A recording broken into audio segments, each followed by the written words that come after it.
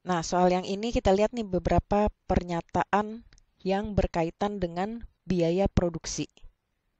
Masih ingat nggak teori biaya produksi? Dalam teori biaya, kita kenal ada yang namanya total cost, yaitu total cost adalah penjumlahan antara fixed cost atau biaya tetap ditambah dengan variable cost ya, atau biaya variabel.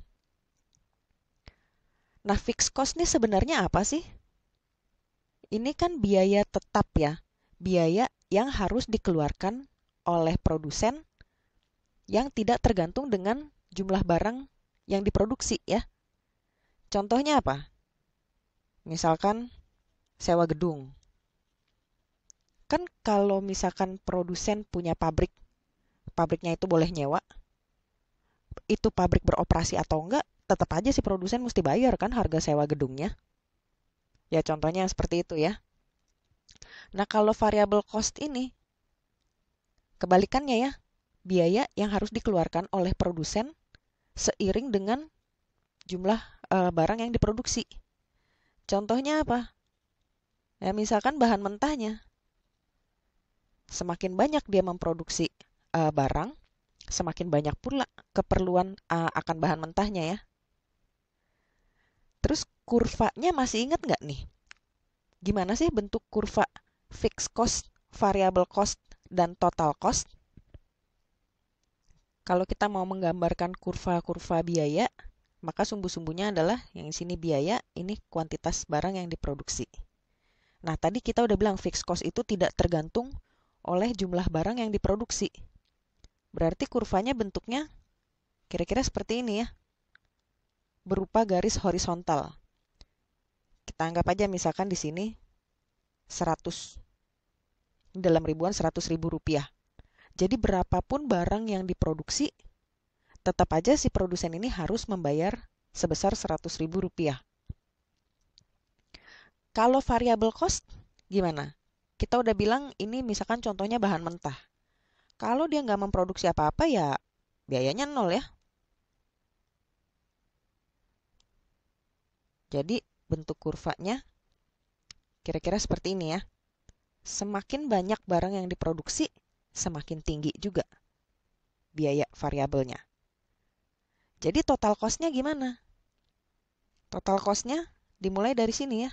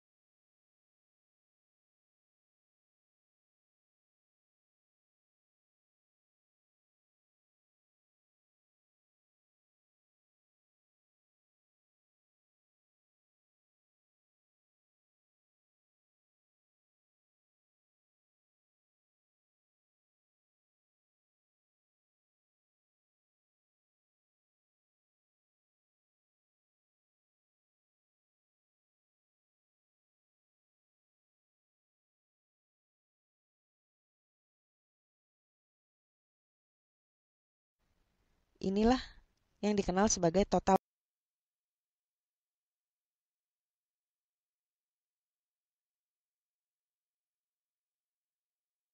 cost. Kenapa dimulainya dari sini? Karena kalaupun produsen tidak memproduksi apa-apa, tetap aja dia harus bayar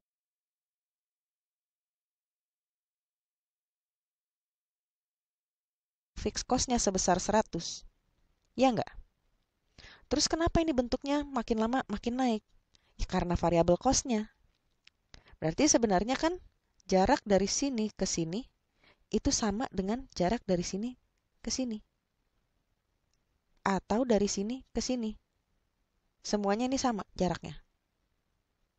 Oke? Nah, sekarang kita coba lihat yang